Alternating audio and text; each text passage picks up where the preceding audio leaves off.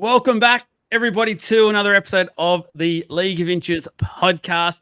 It's a Tuesday night, which means only one thing. We're still getting used to it ourselves, actually. It means the Supercoach show, not the live show tonight. So planning to talk about Big Team List Tuesday. Some big names are back. A couple of players who have made us a good amount of cash.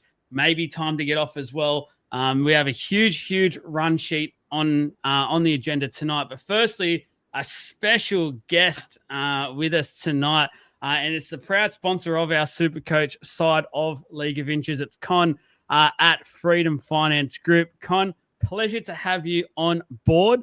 Thanks, boys. Thank you for everything you're doing for our page and helping us. Again, you helped us put on our first ever event, which we're very thankful for. I know those that attended were very thankful for.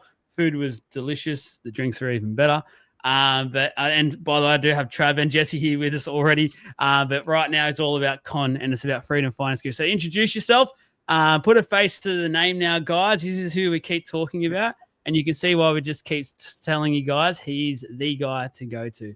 Con, take it away. Joel. Appreciate it. Well, look, I'm really happy to be here. I wanted to jump on. It's probably been a while since we've been talking about me coming in and having a chat to everybody. But guys, I am a mortgage broker. That is my pride and passion. I've been doing it now for coming up to 16 years. I've helped many people, purchase that first property, help save them money on their existing loans. A lot of what I do, to be very honest, is a massive education piece. Most people that I tend to see, don't know where to start. They don't know who to speak to. They don't know what their entitlements are, or even they've had a home loan for the last 10 or 15 years and, they've never actually looked at it once. So a lot of what I do is just taking that opportunity and kind of guiding people and explaining to them what they can and what they can't do or how much money they can save. That's probably one of the biggest things that I do. Right now with the market the way it is, I think everyone's being glued to all the Reserve Bank movements over the last few months. I know I have. I'm really happy that my mortgage has gone down. I hope everyone else's has as well. But the market at the moment, we're hoping the rates keep going down. It does make things a lot more affordable for most people, or make it easier for people to enter the market and, purchase that first property. So we are expecting, or I'm hoping, fingers crossed, a lot more rate cuts to come over the next few months. That just makes that cost of living a little bit easier for people. I know that, regardless of where you're living across the country, anything that you can save, is always better at the end of the day. So a lot of what I do is helping people save money, and if your bank hasn't, given you that opportunity to cut your home loan, that's where I can step in and find those better options for you guys and help save money at the end of the day and put more money in your pockets. That's the most important thing. Yeah, perfect. We love hearing that. So look, how can you though help, I guess, our community, especially because I'm being a bit selfish here. I care about the League of Inches community more than just the general population here. How can you help the people there with an existing loan, or perhaps those looking to get into the market? That's a great question. So first thing, I'll probably start with people that have existing home loans, because we'll break it up into two categories. So your existing, homeowner that has an existing loan, the biggest thing for those kinds of people is saving money, putting more money in your pocket. So we offer free complimentary home loan health checks. Basically, what that involves is checking who your current lender is, what your current rate is, making sure it's competitive, and then we can provide you options to see whether or not we can save you money, right? Most people that tend to come to see me, they've never reviewed their home loan, they've never checked it, they don't even know what their interest rate is. They kind of just get their loan to start with, 2, 3, 5 years ago, whatever it might be, and it just sits there, and they don't often take the opportunity to check it. And when they come to me and I say to them, well, look, we can save you, $100 a month, $200, $300 a month, whatever it might be. They're quite ecstatic. They're like, how come, no one's brought this to my attention before, or why hasn't my bank told me about it? And to be very honest, at the end of the day, the banks aren't going to proactively reach out to people to improve their rate. It'd be fantastic if they did, but we have to take it upon ourselves to review our deals and review our home loans and make sure that we're in the best possible situation at the end of the day. So if you do have an existing mortgage, the main thing is get it reviewed, get it checked, make sure it's competitive, make sure you're not being charged too many fees. And at the end of the day, put you into a product that is suitable for yourself, that saves you the most amount of money. That's probably the most important thing for people who have existing home loans. And that service that I will offer to those clients is completely free. So anyone who is looking at reviewing an existing loan, I'm always happy to check it out, see if they are on a competitive product, and help save them some money. Now, if you are looking at entering the market, so if you're a first home buyer, ideally the idea would be to, I guess, have a bit of a chat. And I like educating that person. What it means is checking what entitlements you're able to get from your lender, what government benefits you can get. There are many different government benefits out there that can help you enter the market. From the majority of people that I speak to that come to me, they actually think they're not able to purchase a property. Do they think, oh, you know what, I might be a year away, I might be 2 years away. But after having a chat with them and explain, you are entitled to this benefit, you're entitled to that benefit, they can actually enter the market right now, as opposed to them thinking that, I wasn't ready for another 2 or 3 years, for argument's sake. So a lot of it just comes down to education and understanding what you're entitled to. Once we do know what we can do, and we do know that we can get an application approved, for argument's sake, it's about getting that pre-approval. Having a pre-approval ready gives you that confidence that you can go out, make an offer on a property, and that that the bank would be willing to finance your home based on the income that you've provided them and those records and those documents that you've given. Okay.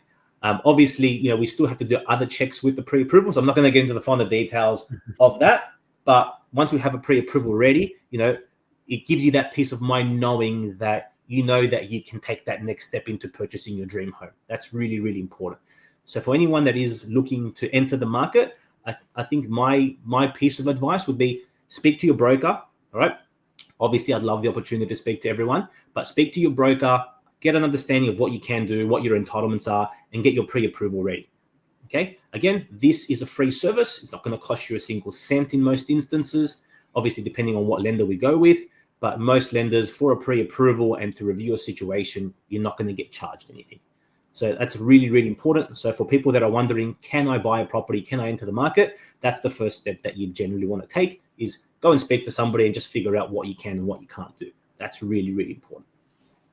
You mentioned that 4-letter F word there that everyone likes, free. And I think that pricked a lot of ears up there. And knowing the fact that they can reach out to you and talk to you, and it's that free sort of side of things, I think will really prick a few people up there. 100%. How long, we live in a world where everyone wants it by a click of the button and that's it. How long does this sort of process of the mortgage, how long does it take? Look, everyone's situation is different. So I can't just put a generic number on and say, it's going to take 24 hours, for example, because everyone's situation is a bit different. Someone might have a really straightforward circumstance. Someone might be a bit more complicated, for argument's sake. But the average home loan to get approved, you're looking anywhere between 1 to 5 business days. So it's not an overly complicated process.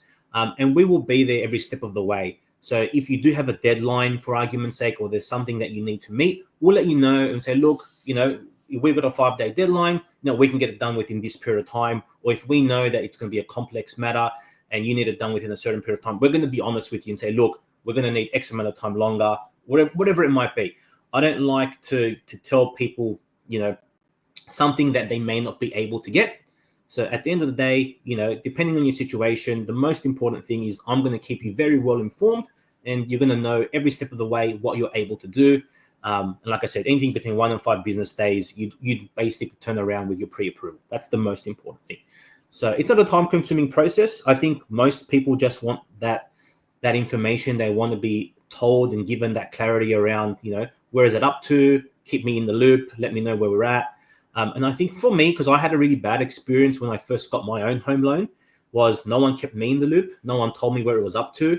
I purchased the property, and my cooling off period was actually coming up to finishing. I had 1 more day left, and at the time, my banker hadn't even told me where my loan was approved or not, and contracts hadn't been issued. So I had a really bad experience actually purchasing my first house, and that was part of the reason all these years ago that made me get into becoming a broker. Was I didn't want anyone to have that same experience that I did. So being able to communicate yourself and keep people up to date, I think that's really important. Buying a house is one of the most expensive things most people will do in their life. And I think communication is key. So letting them know where it's up to is going to alleviate a lot of the stresses from purchasing a property. Anything between that 1 and 5 business days is technically where we're at the moment. not long at all, if you ask me, especially when it's a pretty much a big lifetime decision. Again, I'm being selfish, but I need to prioritize my listeners. I need to prioritize our League of Inches community. So what can you do, or what can you offer, our listeners, our community, about refinancing or buying a property? Easy. Well, I think, and we've been running this now for a while with our League of Inches listeners. So it is for any net loan over $500,000. I am more than happy to contribute $500 towards the purchase or refinance of that particular debt.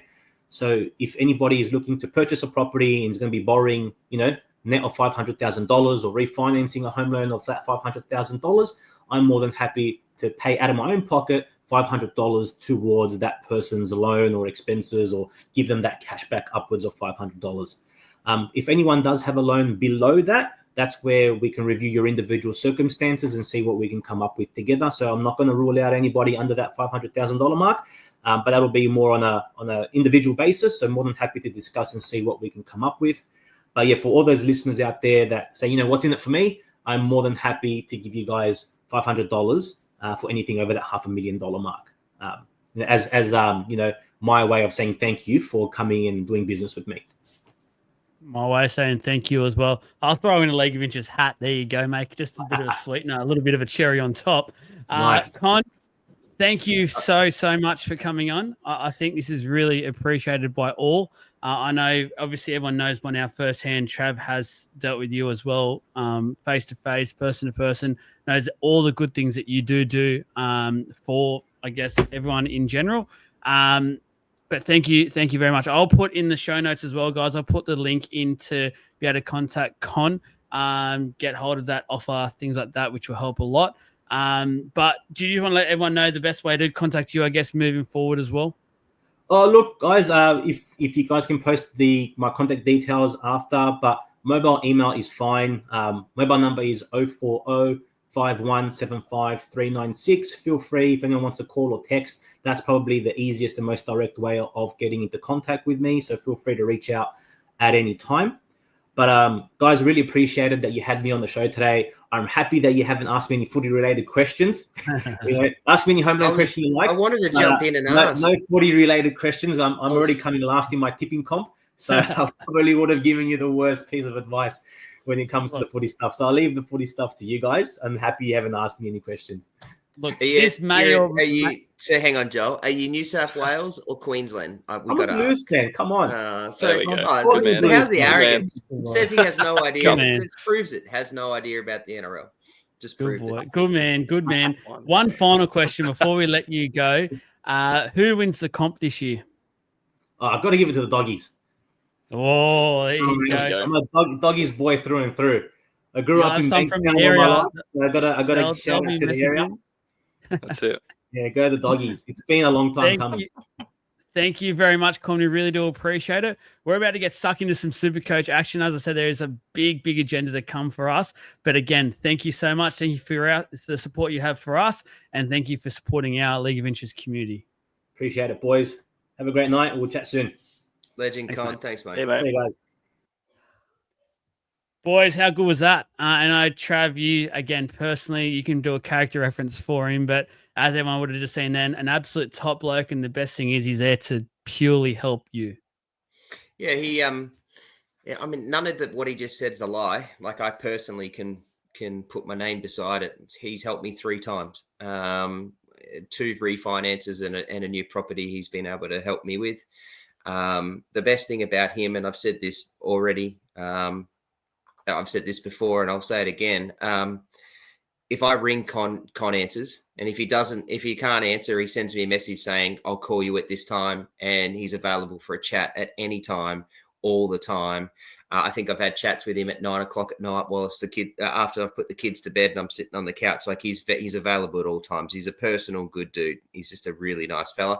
And every bit of advice he gives to you is personal advice. It's what you need or what you need to hear. So I can't vouch for him any more than that. Yeah. I know everyone out there tuning in, they want to hear the Supercoach, but I hope that has helped. Even if it just helped one of our community members out there, I'll take that and really appreciate the fact that we have done so.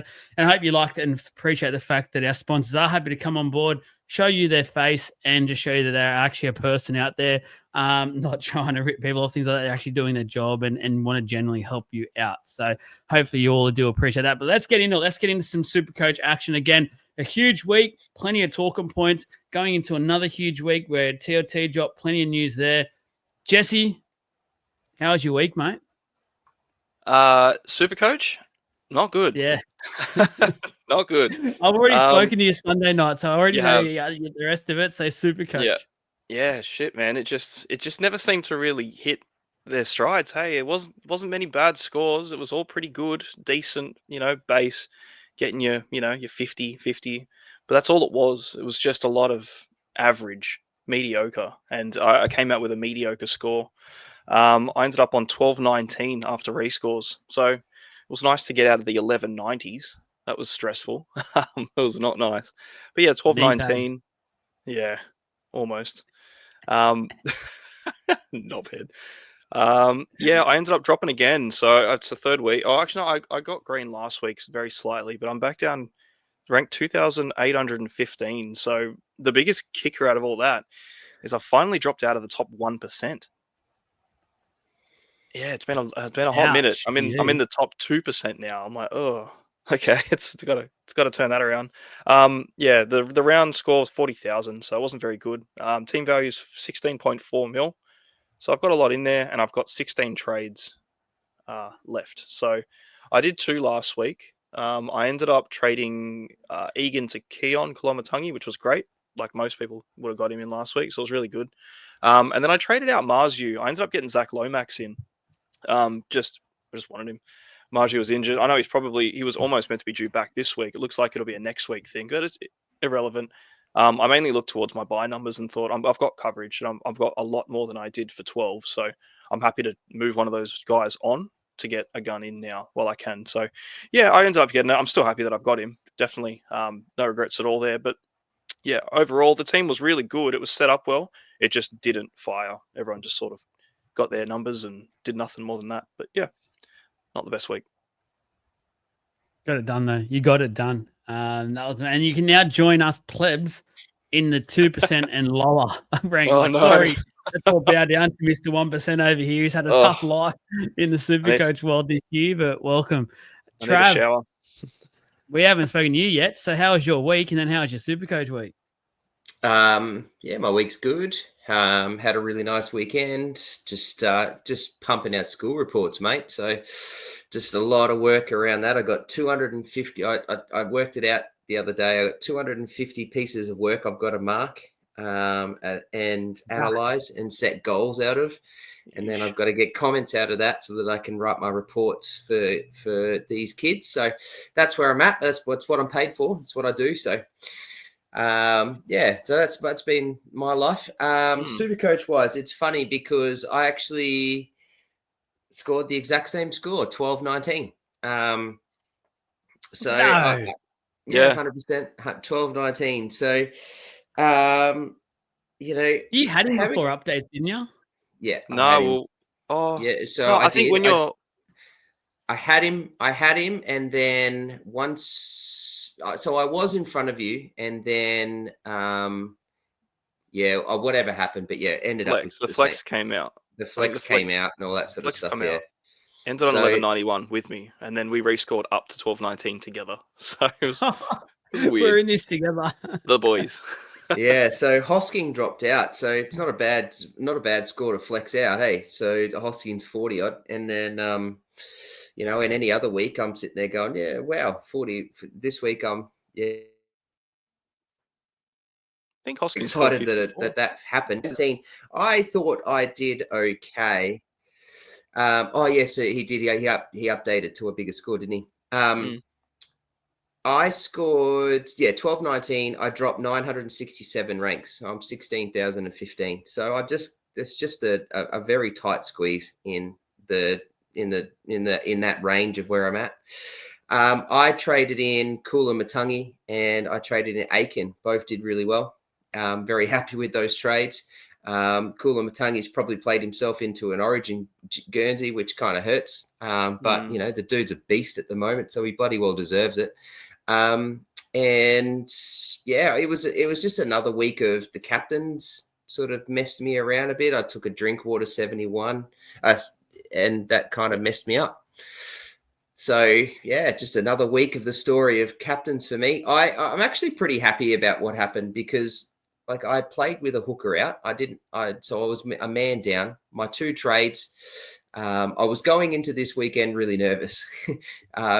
Tino, little chat that Tino wasn't going to back up. A couple of my Origin boys weren't going to back up, but they did. I had the 1 man down, late injury news, that sort of thing. And I was scraping the barrel to try and get myself to 17 scores. And I ended up pulling the trade to get Aiken in for Marju, which kind of hurts that Marju got picked this week because I wanted to hold on knowing he was going to.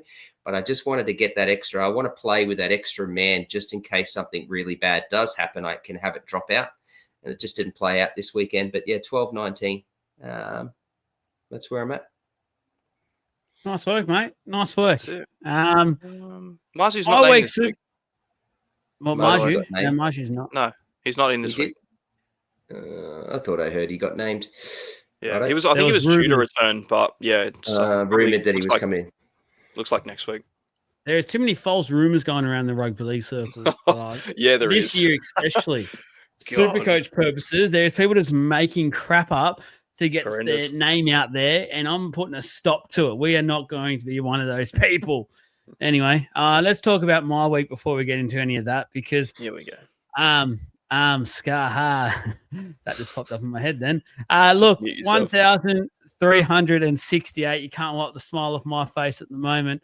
But I'm disappointed because I've always said I'm a draft player, not an overall player, and I lost my draft. So I wasn't too happy about that one. I had no Fogarty this week and a late minute notification about that. I couldn't do anything with my team as well. So I got a bit stuck, hands behind the back. But 1,368 in Classic put me up 1,864 spots. I'm now, this is the kicker, guys, ahead of Jesse in the first time since round 1. 2,686 in the top 2%, which I'm proud of. I know some people here think that's below them, but I'm a man of the people, and I'm very rapt with 2%. So I'll happily take 2% there. I've got 18 trades left at the moment. I had, who did I trade in last week? I had Kaloa Matangi in for Payne Haas, and then I had Hopewadi come in for absolutely forget who it was for, but anyway, it was a great trade, so I'm happy with that. I forgot about whoever I traded out already. Didn't matter. Who did you trade out? I cannot remember for the life of me. No, it's gone. It's gone. But no, great trade. Come on down. 200 points. Take that. Take that every day of the week. And that's off of captaincy of Pappy, which was poor. And the only reason I stuck with it, I wanted to I changed off Cleary. And then I was like, oh, the weather, I think Pappy will be good. He'll slip off tackles and things like that. It won't affect him. Should have stuck with my original plan of Cleary. I've done it 3 times this year. And I keep saying I'm not going to change my thing from tonight. And I did it again, and I got punished for it. So could have been a score in the 1400s if I stuck with Cleary, which would have been just... Who'd you VC? I VC'd Fletcher Sharp against the Dragons, who did nothing. Fair. The whole Knights did nothing. Yeah, I was going to say it's an early captain because I VC'd him and ends up captain Drinkwater for an extra 6 or 7 points. So 8. I went all in. There you go. 71. I went all in. Nice. That's us. That's how our week has been, Supercoach wise. Some happy, some not. I'm plowing away. I'm very happy to be back where I was. I think about round 3 when I just went on a big slippery slide down, and it's taken me 12 weeks to get back to it. So here I am. It can be done. It can be done. So just waiting for Trav to shoot up. Alrighty, TLT. So there was some big news this today that has dropped around. Team list Tuesday. Just going to wait for this to load up again. We won't go into too much detail here because we'll look at it. We've got a heap of talking points, which a lot of these will end up being part of the talking points that we have anyway. So the first game is the Knights against Manly. For the Newcastle Knights, there was Marju rumours, which has now not happened, but he is in the reserves 22. So just keep an eye on that. We've seen some silly buggers being played with coaches in the past as well this year. And Jackson Hastings in the 18th man jersey. That story in itself. Look out, he's closing in on a spot. But Ponga has been named for the Newcastle Knights. For Manly, the biggest talking point there is no Tom Trbojevic, LeHigh Hopewadi for all those owners, and probably those jumping on this week as well. Maintains his fullback spot, which I absolutely love. Anything to talk about in this game, boys? Obviously Lehigh's a massive one. We'll talk about him soon. I think we can probably just keep moving through, to be fair, because there wasn't too much more outside of that, really, for this game, was there? No. Perfect. Storm versus the Cowboys. That is the 6 p.m. game on the Friday. So for the Melbourne Storm, the two Origin players are back that were arrested. Coates and Harry Grant. Both Munster, Hughes, and Pappy are all named as well. Jack Howarth officially named to start at centre as well. For the Cowboys, just quickly checking, there's not really much to report for the Cowboys as well. They're stuck with the Purdue. Purdue did in combination. Drinky out the back, but for mine, it's all systems go for both of these teams. Yeah, like Purdue had a monster game last week. He's still rewarding those faithful owners, which is awesome. And he's due, well, this will be his third game for 5-8 duel, which will come in, what's that, 4 weeks. Yeah, so it'll come at a nice time for that home run towards the stretch. If anyone's still hanging on to him, I definitely will for that run now, which is nice. Jackson Paulo sort of caught my eye a little bit, but again, he's sort of filling in for Murray Talangi as well. So kind of don't want to go anywhere on him, just to wait and see what happens when Talangi's back, if he does keep a spot down. I don't think he does, unfortunately, but he's a nice option if he is. So for Melbourne, yeah, they just look like Melbourne, don't they? Solid as anything. So yep, nah, for sure. Trav, anything for that one? Not really, no. Alrighty, for the Dolphins versus the Dragons, next to the Friday games, the main game. The Hammer returns at fullback after missing, obviously, Origin duty, which means Avrili goes back to the center. Max Figa to the reserves. Star hooker Jeremy Marshall-King and lock Max Plath are listed among the reserves, so keep a close eye on both of those. Could be a huge in for the Dolphins if they are both there. For the Dragons, Leilua comes into the starting side and Sua sideline with that ankle injury. And I think the bigger talking point as well is the fact that Sloan has been dropped. So Sloan dropped. Tua Pilotu is back, named once again, and Nathan Lawson keeps his spot on the wing. So could be a little cheapy buy there that has a few super coaches out there desperate for some cash licking their lips. Anything apart from, I guess, that main talking point to talk about there, boys? Trav, you got anything on this? Have you got any interest in Jermaine Asako? I always have interest in Asako, man. Because he's now pushed himself up to an average of 60 and he's only scored 5 tries. Yeah. The Dolphins are starting to put things together. They're starting to play well. I'm very interested in Asako at his price. Yep. His price, what is it, $5.59, 47 break even too. He had a really good game in that buy round as well. We're sort of talking about, Asako comes up for this sort of game. But yeah, no, he did well. Again, I always have interest in Asako. His ceiling is higher than almost everyone's. So, and his floor's really good. The goal kicking keeps him relevant. So when the Dolphins are even just, playing all right, Asako is probably going to end on 50. He doesn't really seem to go much lower than that, even on a bad game. And on a good one, it could be anything. It could be 150 if he gets a couple of tries. So yeah, Asako definitely on the radar for sure. As well on that, just a quick one too. Like, he's in one of the points that I've got. Tua Pilotu is coming back from injury as well. He was given a precautionary week off last week, which is nice because it was a long injury to come back for to jump in. I think now with that week, you could probably give it a chance to just even buy him. His break even's 21, 640k. And to start the season, he was the winger. You know what I mean? Like, he was the guy to own. That edge was insane. So I don't see it changing. I think, yeah, I think he's an awesome buy for anyone if you're going to jump on this year. What did he scored? He scored 7 tries in 5 games so far this year. So yeah, he's got the hot hand, just an animal. And Lawson, I guess we can probably talk about him now because he's not in any of my notes, but he's the most popular trade in this week. Sloan getting drop's a weird one. I didn't think he'd done much wrong to get That was dropped. harsh. Yeah. Very. So on that, I don't know how secure I would be, bringing him in because I don't think Sloan was a very righteous drop. He wasn't shit in the bed.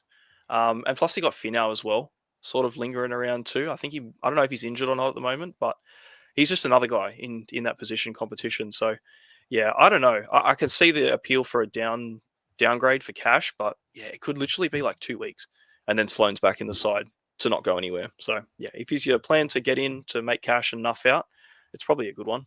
But that's as far as I'd go with it. Yeah, see what happens there.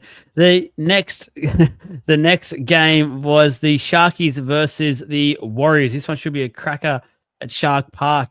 They welcome back Sione Katoa, which offsets the loss of Ronaldo Mulitalo, and Teague Wilton returns in the back row, which pushes Billy Burns back to 18th man. For the Wars, Jackson Ford will start the game after that horrible ACL injury for Mitch Barnett. A huge blow for both the Warriors and the Blues. Hard running back rower Leka Halasima has been promoted to the starting side as well. Kurt Capel moves to the center to fill Rocco Berry, who again is gone with a hamstring. He has no luck at all this year, so he's copping injury after injury, which is unfortunate because every time he comes back, he actually looks really good. I just wanted to put on some games in a row. But anything for this one, boys? Got a couple for the Warriors, but we will talk about that soon. Yeah. For the Sharks, Katoa's back too. First game back in for him. So look, the Sharks and Adam Fanua-Blake, I think that's a big one. A lot of people were a bit hesitant last week and, a bit cautious about what to do with him because he had that photo in the sling. It looked like he had an AC injury. Just keep an eye on his minutes, I guess, this week because he's a valuable number next round too, which is important.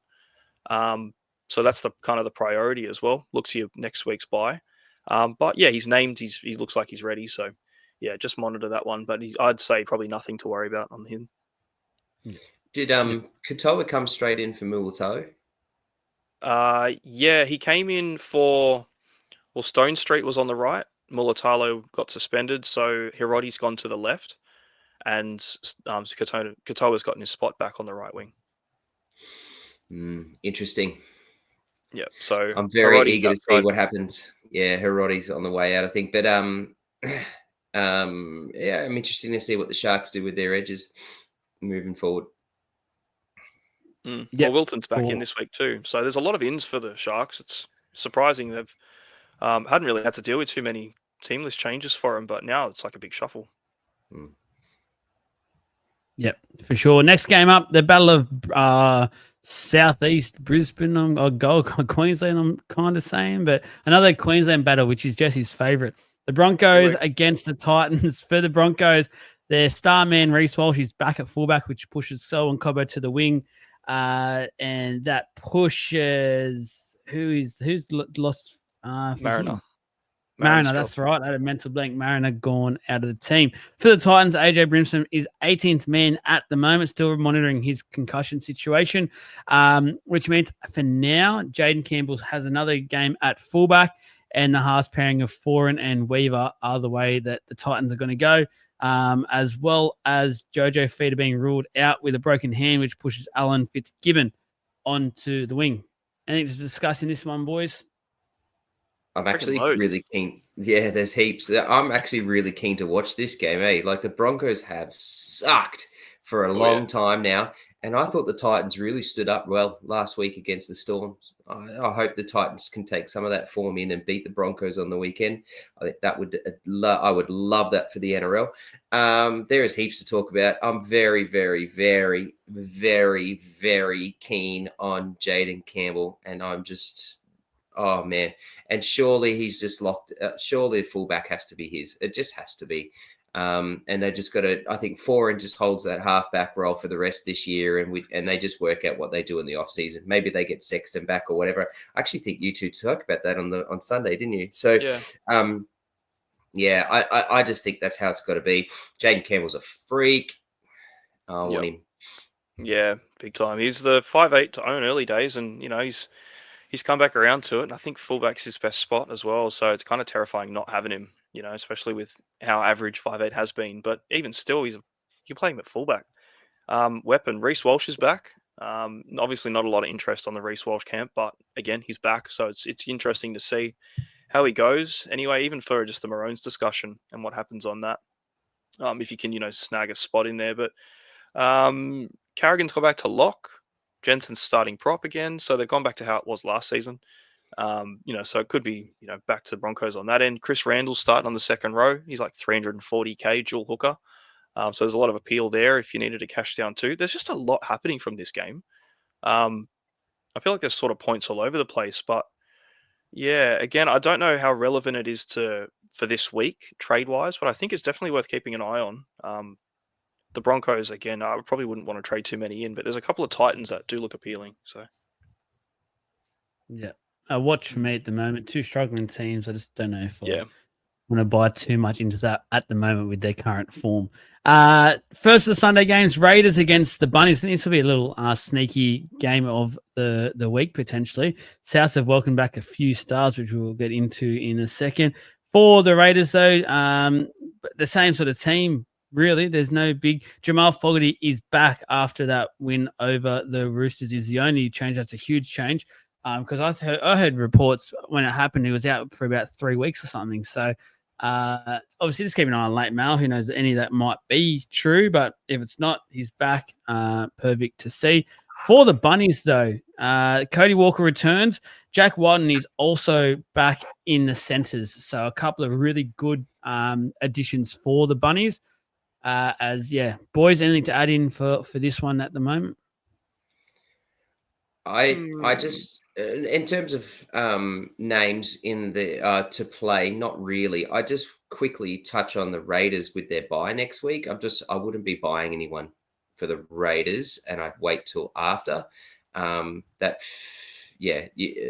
Next week is a major 15 bye, so just be very careful about what you do with the Raiders. But once they've come back from 16, go all in on the Raiders because they don't have a bye from then on, I think. So, no.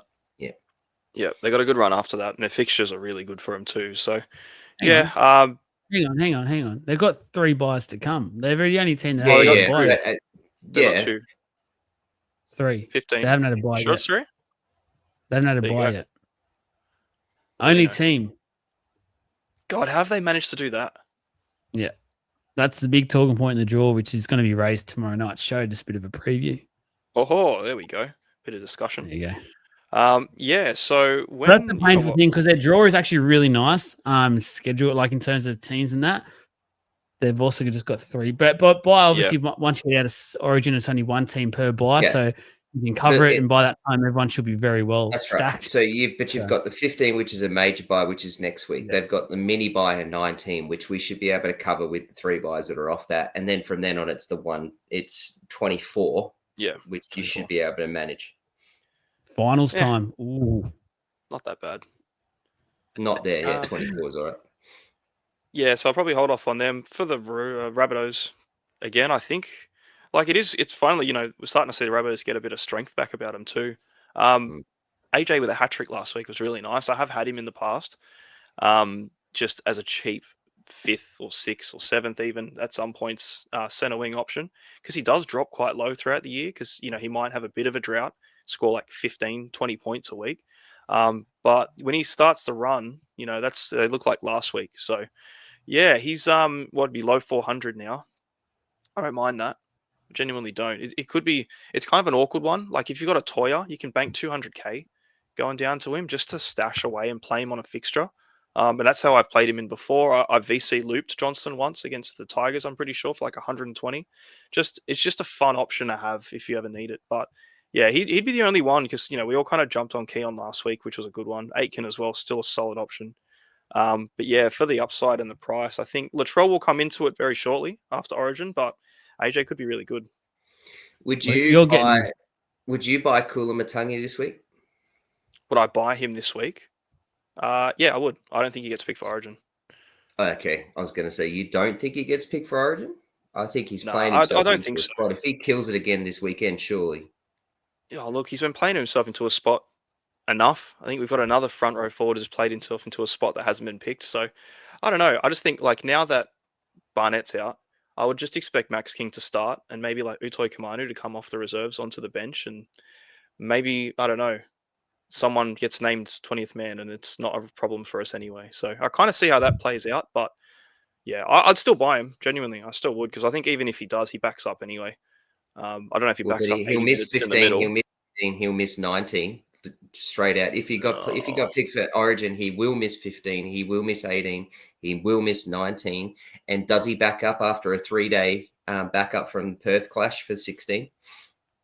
You are doing it with caution then. But I personally, I don't expect him to get picked, just as a personal vibe. He could do, like he very well could. There's, if you got anyone to choose from, he's probably the best option at the moment. But I suppose he's picked his team. He's got his backups there that he needed for this problem if it ever did arise, and it would be silly for him to just go, Keon straight into the side instead of the guys that he's already selected last time. So, Yeah. But for the safe side, maybe don't do it. It's just a food for thought. Yeah, for sure. Two Battle of the West this weekend. We're going to get into the first one. So the Tigers against the Penny Panthers. That is the Sunday game. For the Tigers, they welcome back young gun Latu Fainu, who returns via the bench, and Skelton also returns on the wing. Panthers are unchanged. I don't want to talk too much into Latu at the moment because I think we'll talk about him a bit more in the next couple of weeks when he does secure that starting spot, which I have no doubt he will. In respect to Heath Mason, though, he actually had a really good game on the weekend. So he put a case down very much so for that 6 jersey. But by all reports, LeHigh has basically said he wants to work with Latu Fainu moving forward. That's his partner sort of thing. So that'll eventually, once Latu gets a bit of game fitness, gets a bit of confidence with his body, he'll be in there playing. Anything to talk about for this one? Oh, man. Not particularly. The Panthers haven't really changed too much of anything, so they are what they are. But yeah, for the Tigers, I suppose, Skelton's back is nice. But again, he came back from an injury and got re-injured straight away. So I don't know if I'd be going there again this season. I think you did start with him. I had him in draft and I had to drop him very quickly. Bit of a shuffle around. Yeah, I suppose the most relevant one again will be that Fainu discussion. It's pretty early for it now, but there's still no risk. He's 248k, so it's kind of inevitable. He will be the starting 5'8" at some point very shortly. His break even's 24. He's not going to lose anything. If he loses 30, 40k, he makes it back in a week anyway. So if you needed a downgrade 5'8" option, he's fit again, like he's not injured anymore. He's definitely in the side. I think it's probably time to, I don't know, if you want to do it, you can probably do it now. Wait a week, it won't change anything. Risky. Oh, mate, when you're in the 2K, 2% mark, probably moves you have to start making. You're in stress mode. Of course, you got to consolidate that money. I might have to speak to Con and work out where my money's best spent in my starting side. Oh, just a quick question for you, though. I just looking at the Penrith lineup. Your boy IPAP, I can't see him. I think he's injured. Can't see him in the starting lineup. I can't see him in the interchange. He's injured. Oh, he's 19th man. Are you still on him? Am I still on him? Yeah. Of course I am. Yeah. He's got dual position status now and he's getting cheaper and cheaper. There'll be a day. One day. Oh, One God. day. Anything to add for this one, Trav? Nope. Oh, nice and easy. There we go. And last game of the round on the Monday, 4:00 game, the Bulldogs against the Eels. For the Bulldogs, Jacob Carraz is named to play. How good is that? Goodness me. And then Lockie Galvin has been named, but is in the reserves jersey number 23.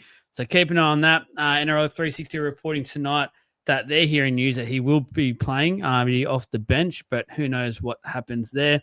For the Eels, the big one here is Will Penasini does return, which moves Semrani to the bench, and Joash moves to 18th man.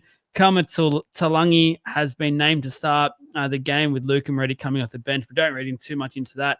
I do anticipate Luca to start. He'll start at the prop position, and big jacked Williams will go onto the edge, which he's been killing it for a few weeks now, which I know he's in the talking point, so I won't go into that now. But Trav, Jesse, anything to go on about this last game before we get into the agenda? Yeah, you apologised about Sam Rani last week, and the next week he's been pushed to the bench, so it's probably not a bad pre-warned. Yeah, that's it. I just thought I'd say that just to give you a bit of props. Thanks, mate. And I'm so excited as a draft owner to have Karaz being named this week. He's going to save me and my team, but I am not buying him this week. I'm going to watch. Absolutely watch. 2 weeks from a grade 2 calf injury, getting plasma-rich platelet injections. I don't think so. It just screams caution flags. Hey, like I'm so hesitant to see how this plays out for him. Really am. But again, like if he looks good, shit, I'll be pulling something apart out of my team to make it happen. But his break even is 126. He's 800k. Again, it's a really good matchup for him because it is the Eels. But yeah, I'd still wait a week or two just to see how it bottoms out and see how he comes back from that injury, because I've never seen anyone return from an injury like that in 2 weeks, especially a calf. So yeah, especially with a break even that high, it's too much of a red flag. You got to have some big cojones to buy him in this week. But yeah, what else? Yeah, Jack Williams, he's in the talking points. We will talk about him very shortly. Outside of that, not much more. Alrighty. Take it away, Jesse. I'll hand the reins over to you now. All right, well, straight into those talking points. It was more about the returning players. I've got a couple of little things here that I've sort of thrown together this week because it's not a week that I personally am looking to make trades. I kind of want to actually save them, and I want to save them for maybe the next 3 to 4 weeks. But returning players, to keep your eye on that have come back from a long injury. Some guys, got injured on a really good week and have their decent break even, so it's quite irrelevant. Karaz is number 1 on that, and he has not got the good break even. 128 is massive, and I was kind of expecting him to come back round 18, I think it was expected for him. So it's very early. It's a month early, so you could pretty much wait until round 18 to actually have a look at him. They still play the round 18 buy. I'd imagine his price probably drops maybe 100k, give or take, between now and then. Which would be nice, getting back down at 700, which maybe we bought him all at 700 before, and I think Karaz for any less than 7 is a good price. You just have to pay up for the big dogs, but he's one that I'm very keen on. Grant's back in the starting side now, so obviously he was fit. It was just the Origin rest, but he's back in there too. I think there's going to come a time where we have to start looking at hookers, mainly because we're sort of getting by with the cheap, the Riley Smiths and the Sandons who have actually played themselves into like a really good position. It's just that there's a lot of hookers now that are kind of coming down enough to sort of jump on for the ride home. Grant's got an 80 break even. He's 588. I've seen a couple other players like Appy Coruscant was mid 400s. He started to come back up after a few really good games. Damien Cook's done the same thing. So, these guys traditionally that have been the best hookers are kind of returning to that sort of form. And there could be that run like there was last year, because that's kind of the time, pretty much now to the end of the season. Last year, we did see those hookers really start to shoot up in form. So, our hookers that we've been running with for a while, the Starlings, Riley Smith has made up his 400k. There's a lot of these guys sort of getting there or thereabouts. So if you can just do a switch over in one of these extra bye weeks where you've got a third trade to use and you can upgrade, it might be worth looking into. Walsh is on the list. Personally, not a lot of interest on Walsh. I really want to see a turn from form, but he is 600k, 80 break even. So yeah, he's sort of hovering around like the Turbo Latrell price range, Ponga as well. So there's a lot of them, and pretty much like I think fullback's almost locked itself in. Pappenhausen, Tedesco, maybe Drinkwater are the top 3 dogs in the group, and then everyone else is sort of around that 500-600k mark. So again, it's sort of, I don't really know if anyone should be buying it in on Broncos. I don't even know if I should be talking about Walsh, but he is returning. So is there anything out of those boys that I've mentioned that you want to sort of say anything about before I keep moving on? I like what you said about Karaz, and I'm happy to watch. I'm not interested as much as I think, as much as you say about the Eels. The Eels at a full strength are a different team, and Eels without Moses are not. I think they're pretty strong. I thought the Eels actually played okay last week. I didn't think they were too bad. Yeah. I just thought Penrith were just a bit classier in moments that ended up scoring. At 18-10, I thought was a good defensive game. So, yeah, I'm okay to watch the Bulldogs and Carraz this weekend. Grant, I have no interest in. Not yet. I'm going to wait till Origin is over. I just think we play very conservatively with him. We don't necessarily need him either. Like, obviously we do. He's the best hooker in the competition. Don't take what I'm saying there with a bit of grain of salt. But we can nurse him through Origin. I don't think he goes from Perth to in 6 days. Sorry, he'll miss next week. So you've got him this week. He misses next week. And I don't think he plays 16. I just got this feeling he doesn't come back Saturday night. So then I think he does play 17. Then obviously he'll miss 18. And then I actually think that he comes back and he'll play from then on out. So I'm thinking 19 is the great time for Grant. I don't think his price will be all that different. And that'll be a really good, but he's certainly on my watch list for that. And that's kind of why I've been holding Starling so tightly. Because Starling's going to be pretty close to that price. It's going to be almost a straight swap. So I'm really keen to see that if that works out. That's just my opinion there. Walsh, I don't even want to talk about. I want to go nowhere near. I don't want anything to do with. I need Walsh to show me 5 to 8 weeks worth of big scores before I'll even think about it, because I just know that I've been a sucker for the 1 or 2 big scores, and I'm like, oh yeah, let's get on a Walsh, and it's got me burnt. So I have zero interest. I'm just going to sit and watch and let it go. Yep, fair. Joel? You've covered everything there. I don't need to add anything. So just a few more on there. Again, they're sort of like they're the relevant ones, in the scoring wise, but a few more that are returned. Fogarty's back. It was a week out. Still a great option, but again, got the bye next week. So yeah, just manage the buys from him going forward. Tuipulotu. I really like Tuipulotu. He does play in the bye, which is awesome. It's very handy to have. Really low break even, really high ceiling, and he doesn't really seem to have a bad game. His floor of a base this season has been about 32. With base and power. 42 base and power. So he's got a really good floor as far as it goes on that side. He's averaging 86 basically. So 7 tries, strike rate's 140%, which is insane. 1.12 points per minute, and he's still got Holmes inside him. Sorry, but yeah, he's basically pricing himself into someone who would be 800k at 640, I believe. Yep. Might just stop there and let you have a chat because he's a big one. Yeah, well, he's my man. I had him at the start of the year and had to trade him out once he got injured, and that was a killer. I've said this already. Like, I really wanted him.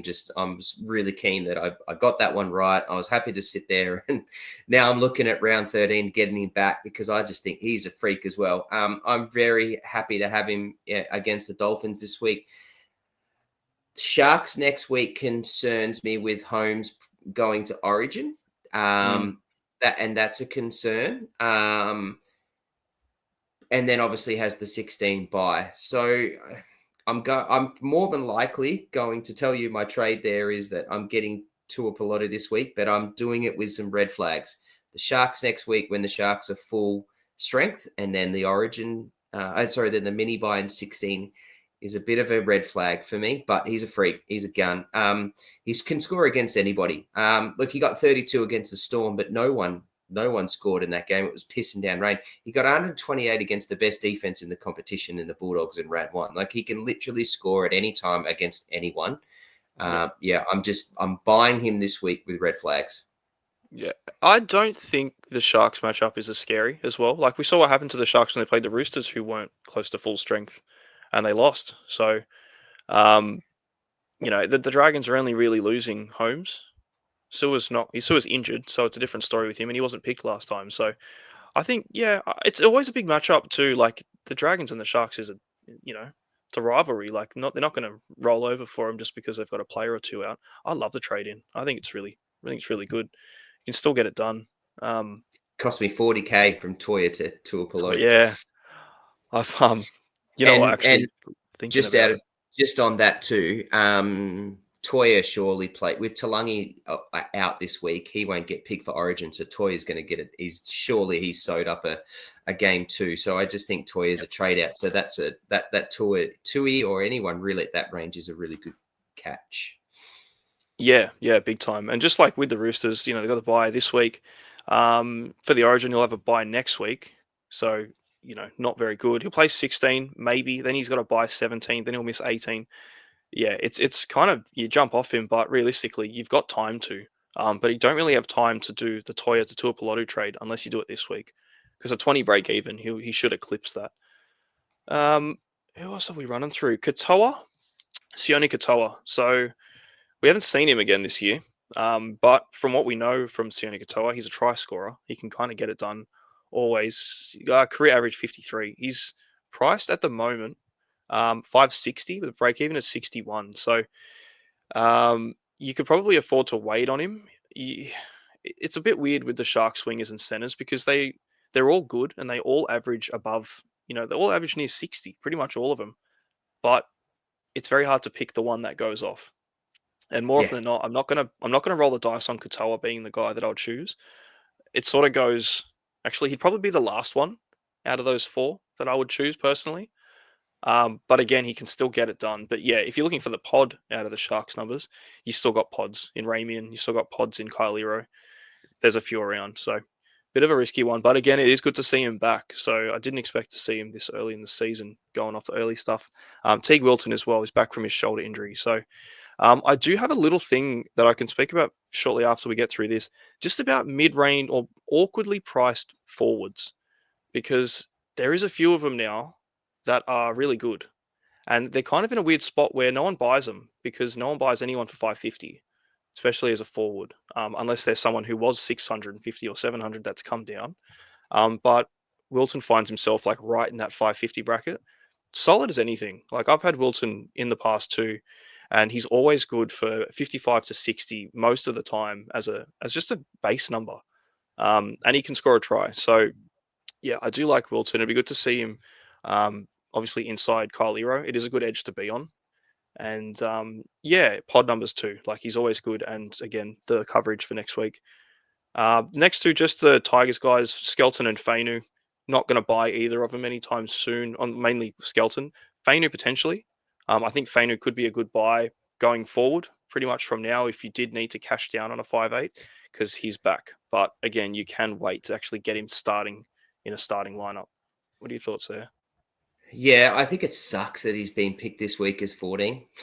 I think it also sucks that Heath Mason played so well last week. I had Fainu in my plans. Fainu's played 2 games. So, if he gets any minutes or gets any score, he is going to price rise. There's a potential that he comes on for a few more minutes than maybe we expect. They're not going to pick him at 14 and just not play him. I don't think they're going to pick him at 14 and then only give him 20 minutes. I reckon he gets. I reckon he's got 40 in him. That would make sense to me. It doesn't make sense. Otherwise, if you're just going to play with Mason because of what he did, don't pick Fainu at all. Put Fainu in the New South Wales Cup and just let him build himself back up until he's ready to go. So I don't get that pick. So I'm just a bit concerned, but it annoys me that because he's in my plans and I really wanted to get him as a downgrade. The fact that he's been picked this week is annoying. I was hoping for 16, but anyways, it is what it is. He's played the 2 games that he's played this year, 33 minutes and 48 minutes. Both off. Actually, the 33 minutes was off the bench. The other one was not, it seems. So. Yeah, he scored 46 and 11. So it's just a bit of a broken up thing. And you look at his career, I think we've actually put a post up about Fainu's, averages in the past, about how many games he has played. At the moment in his career, there hasn't really been anything stand out. He hasn't had anything massive, but he is a really good prospect as a talent. So there will be a time for him. I still think, I don't think he really makes much coin, especially this week either, with a 25 break even. Unless he scores something try or he gets decent minutes, he could actually just, pod along at 250 until he starts, which could be ideal. And he's only a 5'8". Hey, he doesn't have a dual, does he? No, he's just 5'8". Yep. And I've thrown Penasini in there because he was injured and he has come back into it as well. Just a nice side to be on, really, that right side for the Eels. with obviously Moses, Lomax, and everything running through with them. Penasini's been pretty good in the past, and I never really see him owned because he just seems to hot along. He's almost like the center wing plotter, but 390k, it's bloody cheap for what he can do. It's pretty good. Like 390k for Penasini. What was he? He averaged. I'm just going to go back and have a quick squiz at what he's done in the past. So 84 games at center in his career, he's averaged 54. So being priced at 390, automatically there is upside. His base and power is 42. This year it's a bit down on his normal numbers. Last year he averaged 58. The season before 56. This season it's 46. So there is a bit of a downturn just on everything at the moment, but it's mainly tries. He's only got 2 tries. Usually it's around 8 to 10. So what are your thoughts there, So Trevor? he was averaging 50 in round 11 when he scored 71 against Newcastle. Unfortunately, he dropped 5.5 points because he got a 1 in 2 minutes from his injury play game in round 12 against Manly. So yeah, he was averaging 50. He did start the season after round 3. He was averaging 70, 79, 65, 68 after the first 3 rounds. Then from then on, he really didn't do much. 40, 35, 55, 27, 37, 31. Then had the big game against Newcastle.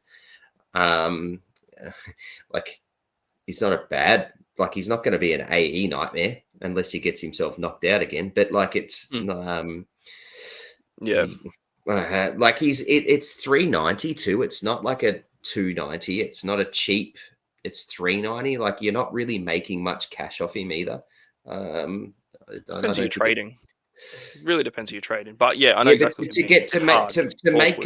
To make cash off him, you've got to be trading someone decent. And why would you be doing that to get Penasini? Yeah, to allow something else, because you'd want to go for your Toya. Toya would be the ideal one. You can actually make substantial money, 200k. But then you want to go up from Toya. You don't want to go down 200k to get Penasini. But for less than 40k, I can get Tua Pilotu, or even less. Yeah. I could actually make money and go to Hopewadi. It doesn't. That to me just means Tua. I think Hopewadi's 8-9k more. Yeah. No, Hopewadi is 676. Oh yes, it's 60k more. So it can be. For that price, I can do anything. I don't need to be. I don't want to be sending Toya down. Yep. No, that's exactly it. Hey, you don't want to. Once these guys have made that coin, you want to go up. You want to get that keeper level final team sort of fella. But yeah, they're just returning players this week. I just thought it was a massive list. Quite a lot of things going on for the team list this week. So. As I was saying about these awkward sort of mid-range forwards, we've got a couple. They're not awkward as in, their ability. They've actually been pretty solid. Hosking was a good buy. It is, early 500 price. Keon was obviously a really good buy last week before he had that monstrous price increase. And he went up. So he was, what was he last week? 610. The week before he was mid 500s.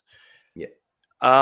There's a few that have come through. Halasima. So with Barnett's injury, we've obviously seen that shuffle. He was starting already on that edge, but then he got moved to the bench, came off the bench, got a try, had a good score anyway, so it didn't really matter.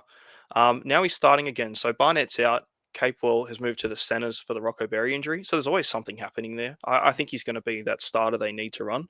475k. Really solid, really reliable for what he can do. Looks like he can do what bloody Katoa does when he's out there. He's just a monster when he's running. So I do like that buy. But I think the beneficiary out of all those injuries is Ford. Jackson Ford, 540k, 32 break even, and he's a jewel. So he'll be starting front row now, I believe. Yeah. Probably with some pretty good minutes too, because he tends to always play solid minutes, even when he is a prop. 540k is a bit of an awkward one, which is the problem. There's a problem with everyone that I'll go through. Their pricing is kind of weird. But they've got a lot of opportunity now, and I really like their upside. I think you mentioned before, Trav, in the chat, you're like, it's Jackson Ford season. But a few people have messaged me saying they're very keen on him. So what do you reckon with him? Oh, I'm super, super keen on Jackson Ford. So in games that he's got more than 40 minutes, he's scored more than 50 points. He's just been a freak. The last 2 games, 56 minutes, 58 minutes against Canberra and against South. So 2 teams that are pretty good. 76 and 70. 25 minutes against St. George, or against the Dragons, he got 28 3 weeks ago. So I think that game's just a blip on the low minutes, got that 28. With the Barnett injury, I think he's going to get at least 50 minutes. I think he's he's a shoe-in for 50 points every week because he's just a hard-nosed worker. Like, he just works his ass off. He wants the ball in his hands. He makes good tackles, and he holds his tackles. He's just a really good front row forward. That's where I'd be putting him. I mean, he fit in that second row really nicely. I think he'd be a really good fourth front row forward, but that duel is just awesome. You can put him anywhere, but I'm very, very keen on Jackson Ford. Would love to get him in this week, but I don't know how I can, or I just have to prioritize what I do. 32 break even against the Sharks. I think he gets that. He'll go up in price. Yeah, for sure. And then he goes into a bye, Penrith, the Broncos, and then a bye. So a bit of an awkward spot for the Warriors. But yeah, he's just the only thing that I ever really pick up on his game is that he does have a bloody error in him. He seems like he's a magnet for doing something silly. But yeah, he's got a good base and he's got a really nice drill. So the next one, Ewan Aiken, again, we pretty high on him obviously last week. You bought him in last week. I still think he's a great buy. He's again that same price. He's 558, 44 break even. With a dual center wing instead of a dual front row or second row. He's a dual second row already, but yeah, he doesn't have that front row like these other guys have.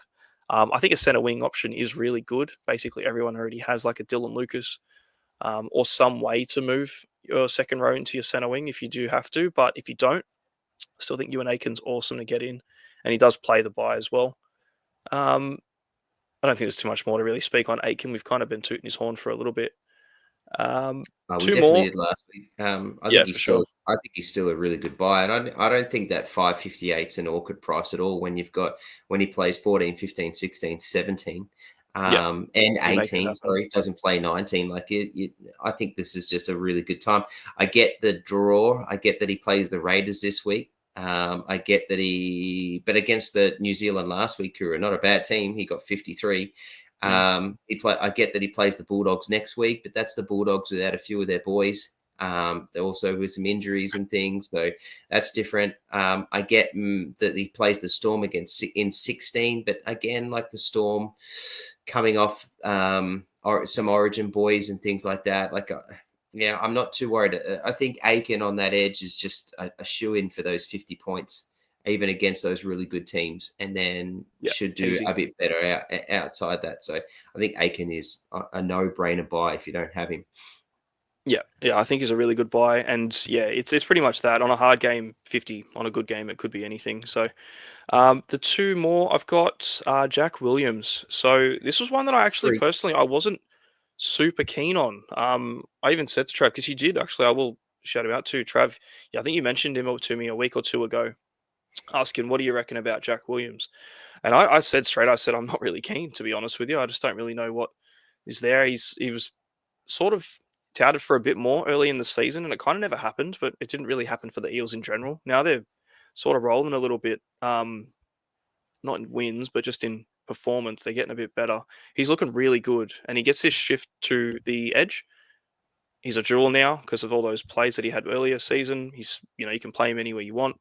And 549, break even of 6. He's had a couple of really big games. I actually picked him up in draft last week. 80 points, I think he finished on last round. Jack Williams. So the Eels have a bye next week, I believe, don't they? Yep. So kind of hurts. And 18. So yeah, he hasn't got the good coverage going forward, but the games are going really good. And you know what? To be fair, break even of 6.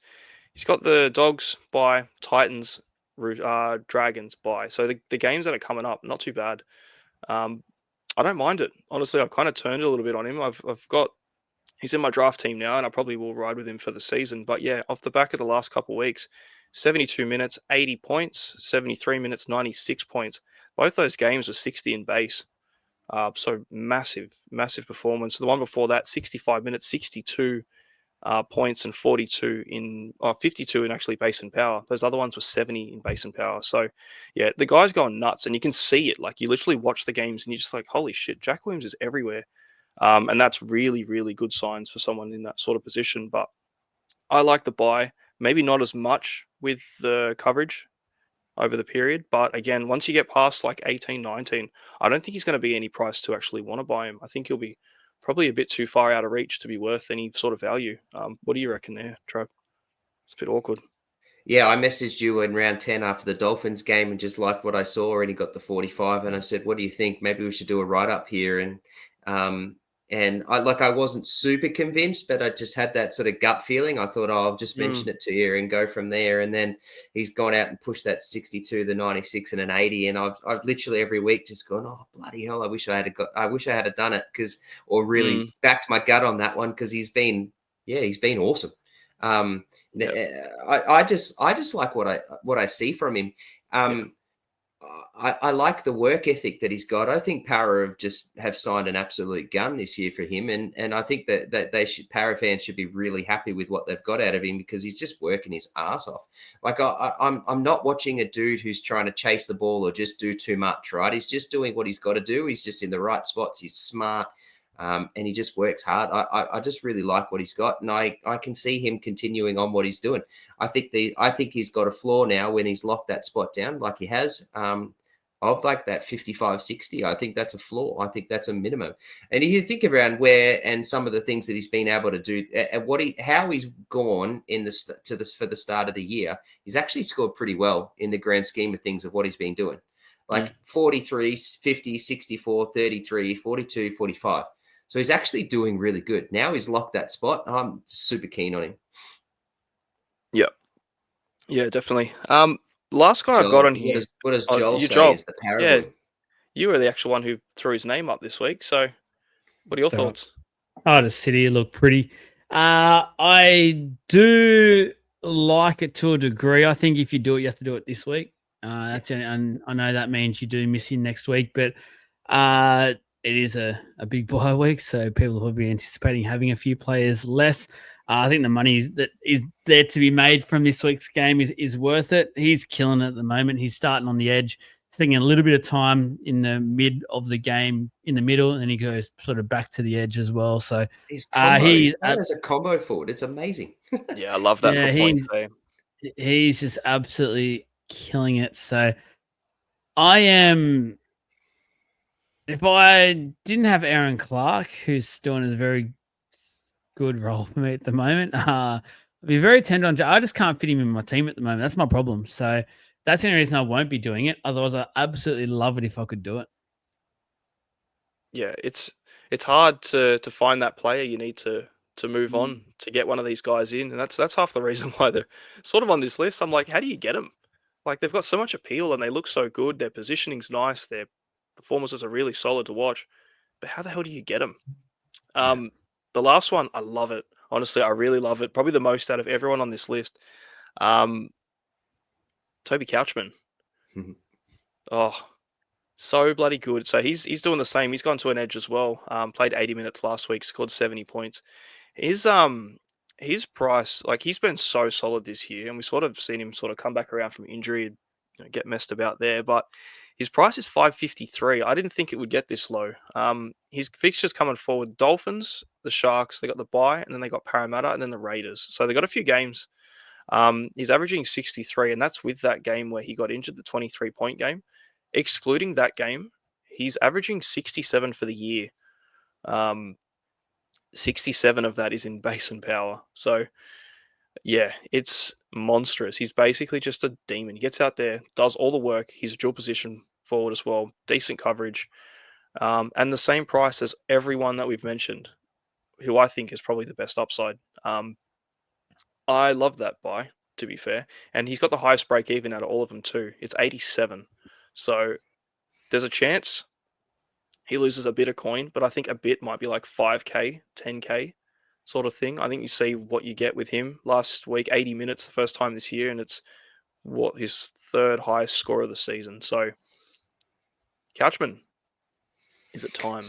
We have 2 posts in our feed over the history of this season so far that says we should buy Toby Couchman that I wrote up for. Toby Couchman's a gun. Like, oh yeah, I love him. So I think the second one that we put up was just before he got himself injured, unfortunately. yeah, he's just a workaholic. Like I bought him in our bloody live show team list that we're building within our salary cap. I just think he's a gun. The only thing, do I have any concerns is I just don't know how I can get him. That's the only thing. Like there's so many people, and I just don't like that high BE just yet. I know he plays the Dolphins.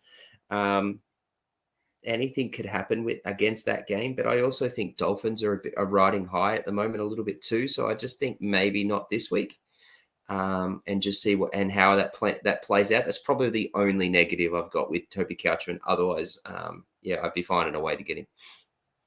Yeah, well, that's the thing. He might lose some coin this week. Again, it might not be a great deal, but he will probably lose some. And then he'll play next week. He's a buy number. You can get him in then. I still think he's a good one. He will go into a buy after that, but mini. So what? Yeah, you can probably do. I think the 16 mini buy isn't too bad either. Yeah, it's the Eagles, Bulldogs, Dragons. Yeah. I suppose if you're invested a lot in Manly now, because I know a lot of people are jumping on LeHigh, Olakawai too as well. Probably a few dogs already. It might be a little tricky, but just see how you go. It's very conditional, but I love that buy. I think it's going to be a really good time to get him soon, because I almost thought we missed the boat on him. But yeah, he's the one that kind of sees out that little list of mid 500 forwards that I've just been looking at going, shit, there's so much talent here. Very hard to get away from him, but I will sort of touch on the trade in and outs. It's a lot of buy planning, pre-prep, kind of getting your team geared in for next week. I'll just run through the list of trade outs. Toya's the first one out. Actually, I'll limit this down to the top 10%. I won't change too much. Toya's still the most traded out person. He doesn't have a buy. He doesn't play a game for the next 2 weeks, most likely. His price won't change for the next 2 weeks either.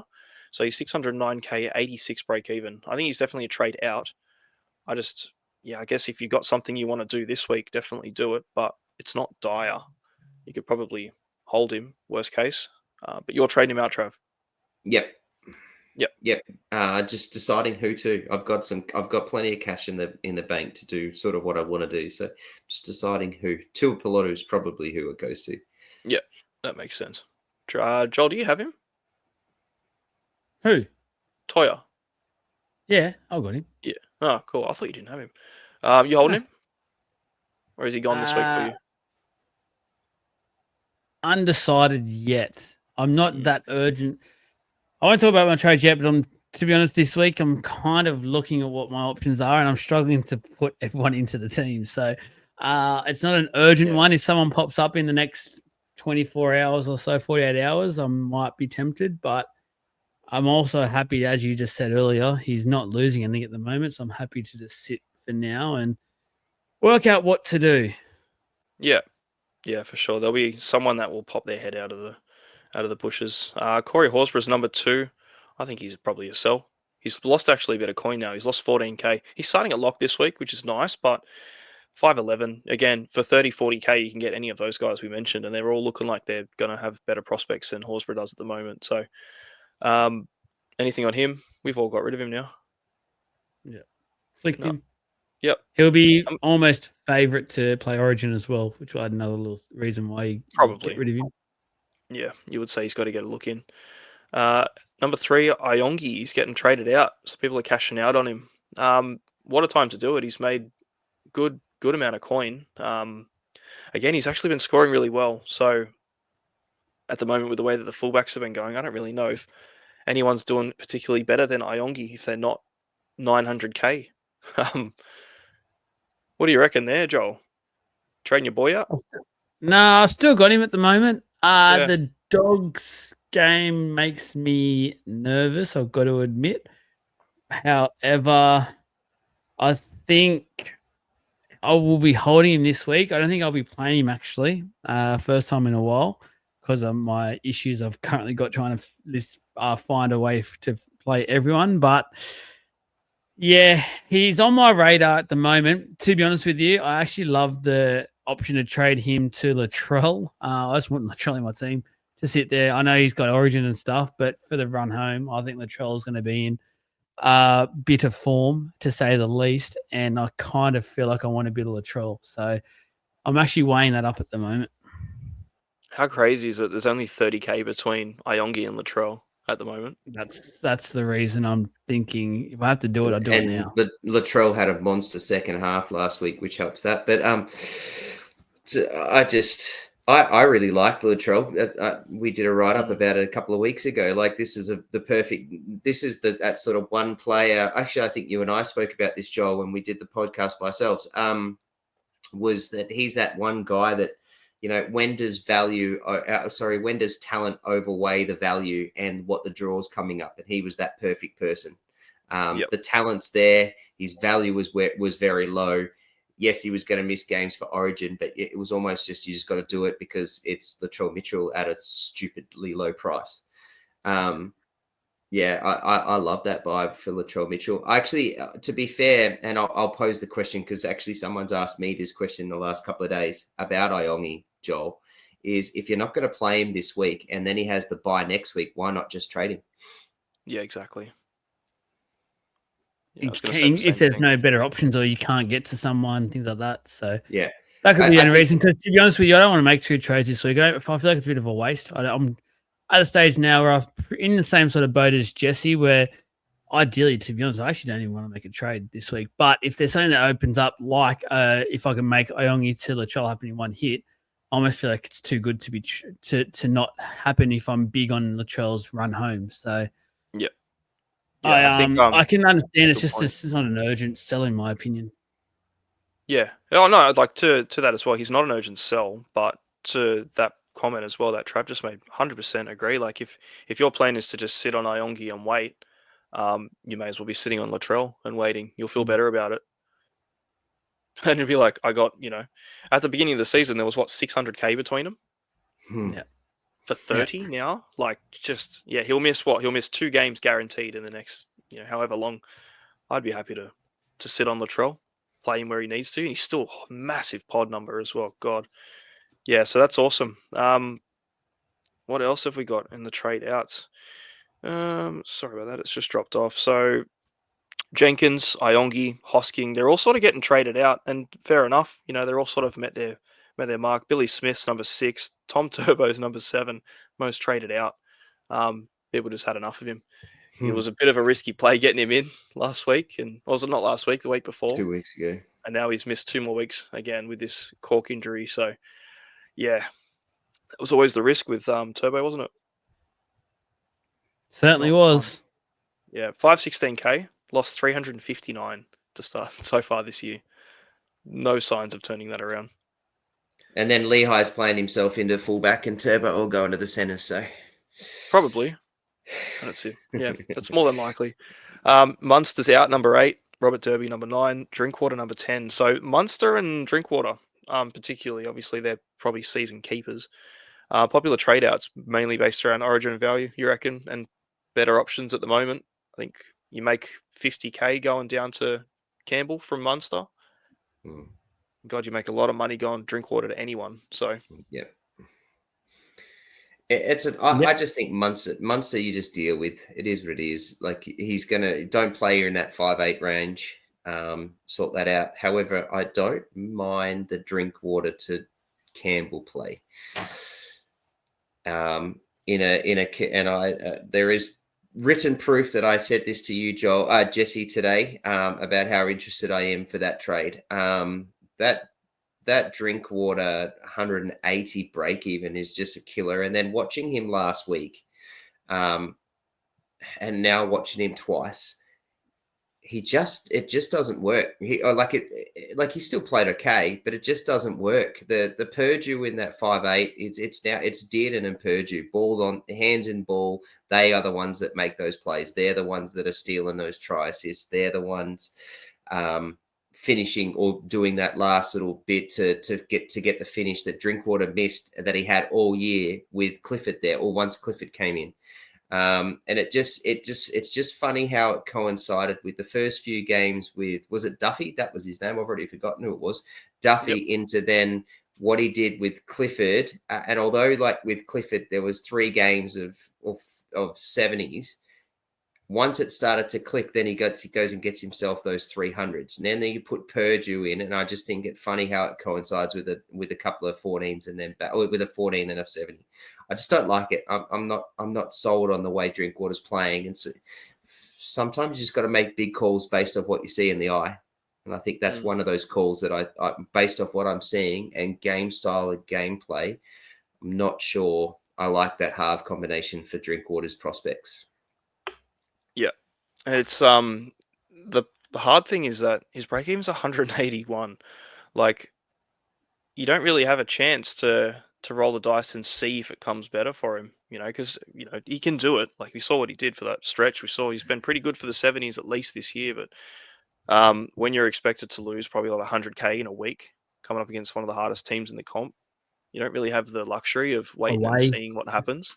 Yeah, it's at Amy too. Yeah, it's not nice. So what do you reckon he scores against the Storm there, realistically? 60, 70, 50? We'll go 60. We'll just call it 60. Call it in the middle.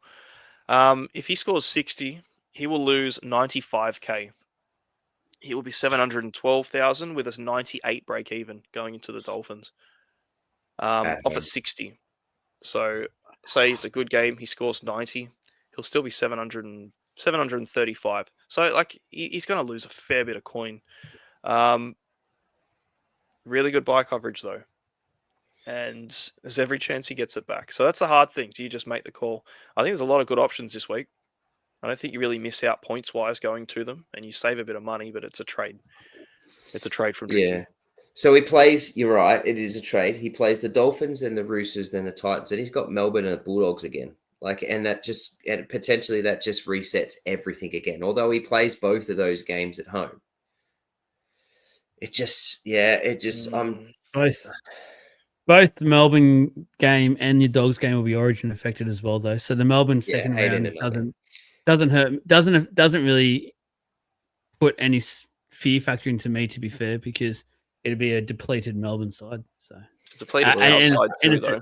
It'll be an even more depleted cow side. But you're talking about at the moment how it's impacted with how they attack. There'll be no Dearden there, so Drinky will become the top dog. It'll be all about Drinky. Drinky was the top dog the other week and only got 14. Yeah, true. That's because you all captained him and jinxed him. Yeah, it could don't captain him next time. That's what you'll learn from that. Yeah, just don't do it.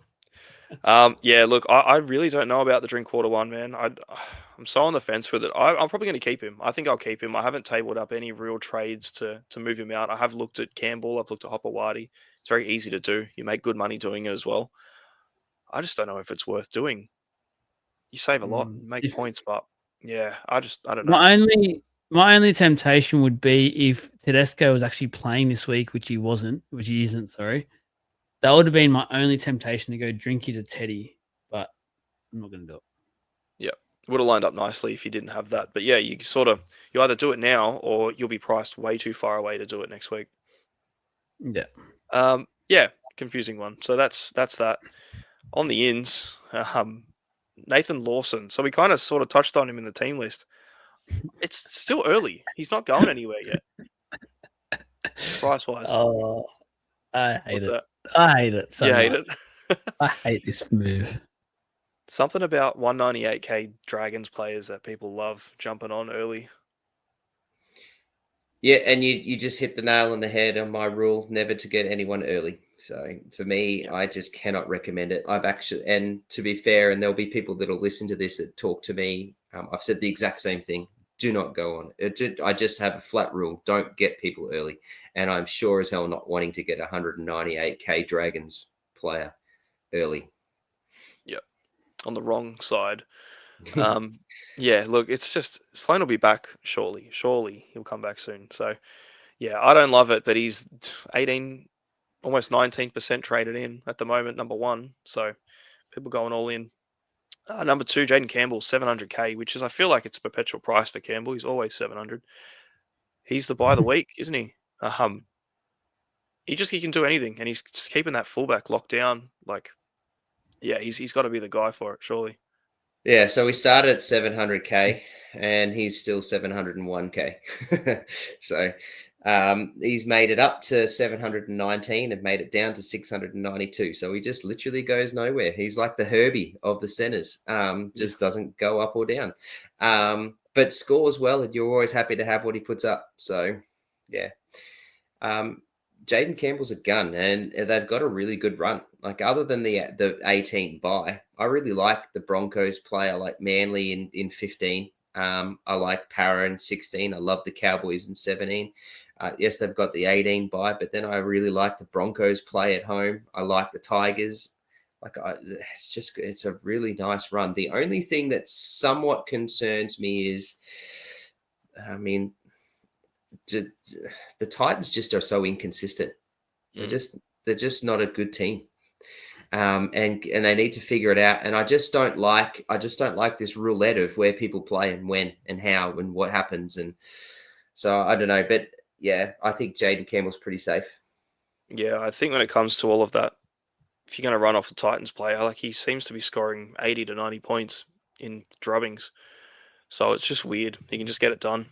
So it doesn't even look like he's doing anything, and you check the scores and he's on 60. And you're like, oh crap, it's one of them. Joel, anything? Not. Oh, I shouldn't say not on my radar, because if I could make it happen in one trade, I probably would. But I do think AJ comes back this week, so I think he'll be in this side, and I do think that'll revert him to fullback. JC will go to 5'8", 4.5 back. I don't mind that, though. I'm not saying that is a bad thing. I'm just saying that's probably what's going to happen. And it'll just be a case of maybe those two sharing the ball a bit or trying to be involved, and who knows. But I just think he's a buy. Get him if you can make it happen. Yeah, why not? Yep. Number 3 is LeHigh. So fullback again, 676K, went up $79,000 last week, which is massive. He will have a break even of 16 against the Knights. So yeah, if you've got him, congratulations. He's going to kill it again. If you don't have him, you're paying up a bit more for him, but I still think it's a quality buy. Stay away. Don't jump on now. 4.5 jumping on this week, and he's already owned by 20. So 20,000, not bad. Still relatively low numbers overall, but it's in the top bracket that have him. So yeah, it was a really good buy last week, and is still a good buy, and will be a good buy next week too, more than likely. Anything we've spoken at length on Hopawati last couple of weeks. Really like him, and I actually, funny enough, had sat there and thought of how I can get him in, what I want to do. I'm literally just tossing up whether it's him or Tuipulotu for Toya. I'm sitting on the fence on what I want to do. And I've got this. Do you know the song Because I Got Hired from Afro Man? I've got so many cool things I want to say about this trade that I'm going to put out there in the legends for it when I do it this weekend, if I get him, because he just fits. I can't wait. I can't wait till I get to do it. I want to trade him just because I want to get the memes rolling. Well, that's worth it, I reckon. Do it for content. It's all about content. Content first. Yeah, content first. I like the buy. I went low max Change it because I got LeHigh. Oh, that's horrible. Oh, that's horrendous. I respect it. Yeah, great buy. Number 4, Keon as well. Sort of made a really good point earlier about the Origin side. Again, he's an animal. Put him in the same sort of bracket as like that Latrell conversation we just had a few minutes before. Just get him because you can. You can afford him now, and if you don't, we will miss that boat very quickly. The boat will ship and sail really far away on Koloamatangi if he keeps banging out tons. And I believe he will get dual status too with this game in round 18. So he'll be the other front row that we can slot into there. Yeah, this will be his third game. Yep. Huge. Number 5, Kyle Ero. 6, Jacob Carraz. 7, Herbie Farnworth. So the 3 big dog center wings are all getting traded in some big numbers too. Love the Ero, love the Herbie trade. The Carraz one, I'm still real iffy on, like really, really iffy. especially spending up 800k on him. It's a lot. Number 6 most traded in, top 10%.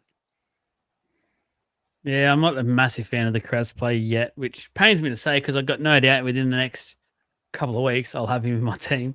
Yeah. I think last time I went early on him personally, I think I went on him straight away. So, but this time I just think there's too many red flags. I'll avoid this week. Yep, definite. For alternatives though, if you don't have Eero or Farnworth, get them. There's plenty, and that's the thing. There's so many center wings that are really good options too. You got LeHigh. You got so many of the other guys that are really low break evens. Probably going to look really good. Invest your money there, I would say. And it's hard to say don't buy Karaz, isn't it? Because it's like he's the number one really at the end of the day. But there's just it's red flags. It's expect to lose a lot and taking a massive gamble on it. Number 8, Heath Mason. Any love for Heath Mason? No, They're just not worth the risk. No, Fullback only. move Oh, I on. thought it was 5'8". Sorry. Whoops. Yep, fullback. That's really painful. No. Ola Kawatu, 607k, had a really big game last week. Lost coin. And it kind of reset his cash. So his break even 68 now, which is pretty much what he gets most of the time. You both have him and I do not. Would you be buying him? Not if you don't already have him. Stay away from him. Thanks. Not just me personally, but for everyone else in the world there that doesn't have him. Where Tell does us he what I sit on the pecking order? He's 50k more than the guys that we mentioned. Yeah, plays Newcastle, then Gold Coast, and then has the 16 and 19, so the 2 minis. I'm all about Ola Kawatu in those 2 games. It's pretty big. Any origin risk you reckon with him getting pulled into the team? No, I don't think so. Just because the props worked so well in game 1 for the Blues, I think they'll stick with that game plan for game 2. So I don't think he'll come in to calculation unless something happens to one of the edges this weekend. Touch wood. We don't want any more injuries to the Blues, but I wouldn't be taking that into consideration at the moment. I think he'd be a great play for Manly the next few weeks. Yep. Cool. Number 10, Tuipulotu. So, we spoke about him before. Popular buy in the top 10%. It's still very early, though. Like, this is Tuesday night, so this will change quite a lot going into the next couple of days. But, he's already in the 10. It's just that break even. It's 42. So, I think I might have said 24 earlier in the pod. But, it's 42. Against the Dolphins, like, he could do something massive there. I think it's a really good one. So, if Trav does do that buy, I'll be watching from behind the couch because it's one that I want to do myself. That's everything for the 10 in and out. I did just want to quickly go on some of the appealing players that are available for next week. So taking into consideration these dudes, if you're buying in, doing your trades in and out, and just running through positional, you can go into your app, play rounds 15, highest price or highest average or whatever it is from there, and you can just have to filter through yourself and drop the origin guys out. Next week, the best 2 fullbacks, the highest price, the highest average, the best option potentially, Teddy and Drinky. I think Tedesco's kind of got to be the guy people are starting to look at trading in at fullback if you don't have him. Saw what he did last week. You can just get it done. It's just Tedesco. He's freaking going nowhere. He's an animal. He would be the number 1, I would say. Do you either of you two have Tedesco? I know Joel doesn't. No. Any plans to get him? I suppose you can't do it this week, really, can you? No. So not in my plans. No. No. Yeah. So he's an awesome one for next week, and Drinky as well. Just with his, caliber. But there's a couple. You can look at Gutho potentially as another option. Turbo. He won't probably be named, so he'll be available if he is actually fit next week. I wouldn't take the chance on it. It's a hard one. There is LeHigh. a bit of a thought. There is a bit of a thought next week that I go Pappenhausen to Tedesco in 15. I have thought about that as a forward plan. So I'm thinking of that, but I'm not thinking too far ahead. Well, Pap's actually got a worse break even than Drinkwater does this week. Yeah, he does. It's huge. It's 1 point more, which is really painful because they're playing each other. And you're looking at it going, well, at least one of you two is about to lose. I'm probably going to lose 150 to 200k this week between these two guys. it's a really hard week to own both of them looking at each other. But yeah, his break even is 1 point worse than Drinkwater's, and if you can do that move to Teddy next week, I guess it's the only time you're really going to be able to. But yeah, you're just going to lose a ton. Just trade the guy out who doesn't lose as much, and then commit to the drop for the other one. There's so many good center wings next week. Heaps. I think everyone that's up there in the points averaging is playing next week. So we've got Herbie, Hopper Whitey, Garrick, Kylero. You've got Sharp, you've got Mark Noangani-Tawasi, you've got Tuapolotu, you've got Karaz. Loads. I think everyone will have a good center wing next week. I don't think there's going to be too much issues overall across the board. Plus, Lucas is in there as well. Marzu should be back next round is another one if people are held on to him. Center wing's not a problem at all for round 15, it appears. You guys both got full squads for next week in the centers. Hang on 1 second. I was looking at this before. Yes, I do. Oh no, I've got Toya, but not for much longer. Yep. Yeah, so there's lots in there. And I was thinking as well, like, obviously there's all this, fullback. We don't really know which ones are up there. There's a couple of top ones and the few are filtering through. These center wing fullbacks, you reckon there's any merit in actually just getting rid of the shitty fullbacks and playing them in there so you can get more of the good center wings in? Because there is so many more of them at the moment than there is good fullback options. So like Sharp and LeHigh, very viable fullbacks if you needed to put one of them into that position. There's got to be a play around with that too, because especially if you've got like 2 or 3 of them, I reckon you could just get rid of one of your fullbacks that's losing a lot. Like you want to get in, or you want to make the move of Pap out or Drinky out or one of these guys out. Now with the flex in there, and then these 3 center wing fullback positions that have come up, it just opens so many doors on there because the center wing market's freaking massive, especially going through from this week onwards with the guys coming back. Let's just get Karaz back straight off the jump. Put Sharp in your fullback. You just said not to do that. Yeah. You can afford it. You can afford it. It doesn't matter if you can afford it or not. You're still going to lose money. No, don't do it. But like LeHigh, if you want to get LeHigh in a fullback slot, I think that's solid. I think it's really good because there's definite moves there to make now. Yep. No, I agree. I agree with what you're saying. Where's living in your world at the moment, mate? Oh, yeah? That's cool. Well, I've lost the last part of that. Yeah, so center wing solid. The half and 5/8, Hines and Campbell, both available, fit and firing next week. That team basically locks it in for itself. The second row forwards, Lucas, Kalomatangi, Preston, most likely back, I think, next week. Ola Kawatu, all available. Vanilla Blake's available. Like, next week is going to be massive, I think, for numbers. I don't imagine there's too many problems that people will have fitting a squad together. I haven't personally seen anyone saying I've got no numbers for round 15. And then even going into round 16, I think the mini buy should be pretty okay to deal with. So make the proactive trades, I'd say now, if you can afford it and if you've got excess numbers. So there's your Latrell, you know what I mean? Like you can do that with these sort of fixtures coming up if they're available for you.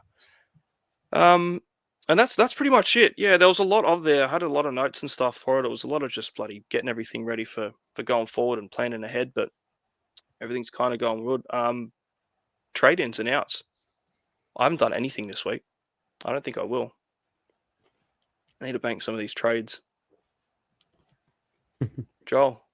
I'm sorry to be born. I'm in the same sort of boat at the moment. I haven't spent too long on it, but spent a little bit of time before we went on air to have a quick look. And like I said, I'm actually struggling just to name a 17 this week in terms of who I want to play.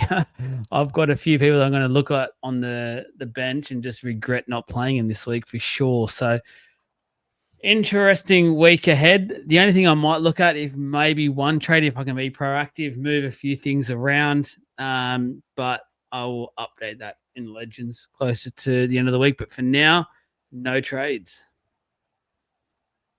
Damn. First week? Yeah, apart from the first 2 weeks. I didn't make any trades in the first 2 weeks either. Oh, there you go. How many got left? 18. All boosts have been used. Yep. Yeah, I'm the same. Trav. That's so funny because I've got 18 trades left myself and I've traded every week. So it's so funny how it all works where Joel hasn't made any trades in the first 2 weeks and we still got the same by the time we got here. It's just funny how it works. Look, I was going to get to a Piloto before I got LeHigh. I could have cheated and got both, but I'm not like Jesse and get on my knees for Sangster. So I just got LeHigh. God, I'm good. Just because I got LeHigh, because I got LeHigh, because I got LeHigh. Da-da-da-da-da-da. Toya to LeHigh. Done. An hour and 45. Let's go. Perfect. Captains, vice captains. I got freaking no idea this week on these. It's no standout for me at all, I reckon. I'm probably going to VC. I don't know. Hines. Captain May. If that works out. It does. May against the Panthers. Yeah, ouch. I don't know. I'm just really struggling to pick anything for the VCs and Cs this week. Yeah. Cleary's on my radar against the Tigers. Cleary's definitely on my radar. Yep. That I think he'd be a C for me, which means my VC play could be probably a Pap against the Cowboys at home against the Cowboys. That's fair. Yeah, so it looks like you boys did your research, not how quiet you are around your captains and VCs tonight. Yeah, both of you said nothing. You're just trying to figure out what you're going to do now. Get around happy against the Cowboys at home, against the Cowboys, like Joel just said. And the captain I've got, I think Terrell May is a really easy one against the Panthers on Sunday night. Yeah. That's how I had it set, Hines. And I've gone Hines against the Warriors, but it's probably, I don't know. We'll see what happens. I just looked at it and I've gone, oh, damn, these matchups aren't ideal. And a lot of the players that I have play each other. I just hate going into games like that. But again, this is the Tuesday nights instead of the Wednesdays. It's get an extra day normally to think about these sort of things and have a clear mind. And now I'm just like, I don't freaking know yet. But yeah, perhaps a good shout. If you've got Cleary, he's probably the best shout. Otherwise, play it safe and get 80, 90 points out of Terrell May through the middle of the Panthers. Easy. But yeah, that's everything. Round 14. Perfect. In the bank. Thank you, mate. Thank you. Thank you to everyone for listening to this one as well. Special one as well for us. We are literally, or myself and Trav actually, tomorrow we're going to start the push-up challenge. So obviously doing that on behalf of the page as well, help raise money and awareness for mental health. Huge space in this country. I think everyone can get around that. So do get behind us. Donate as well, please. It goes towards a brilliant cause. We'll be hitting Jesse up for a bit of a donation as well, since he's not being part of it. So Jesse's little dwarf arms can't handle it. So I don't want to show you up. Was it 200 a day? Yeah, light work. No, and they averaged out to about 145, but they let us know every day what to do. They set the little challenges, and we're doing it all sort of together. So carry each other whenever it is needed, but get around us, please. It's for a great cause, and we'll do a bit of content that around it over the next few weeks as well. No doubt we'll have some sore bodies. We need your support to get us through. That's it. Thank you once again to Con at Freedom Finance for coming on. Please, guys, reach out to him and click the link in the show notes. I'll put one in there. He's really trying to just help out our community. He absolutely loves us, and we do love him as well. Good luck this weekend to whatever you do. Let us know what you end up doing. I've still got no idea. This episode has not helped me out one bit. But anyway, I'm still as confused as ever. This week, doing the mid-season, mid-year stuff for the page at the moment, content stuff, has me absolutely rattled. So stay tuned for what I do. But thank you. Thank you to everyone. Good luck this weekend. I feel like there's some big scores on the horizon.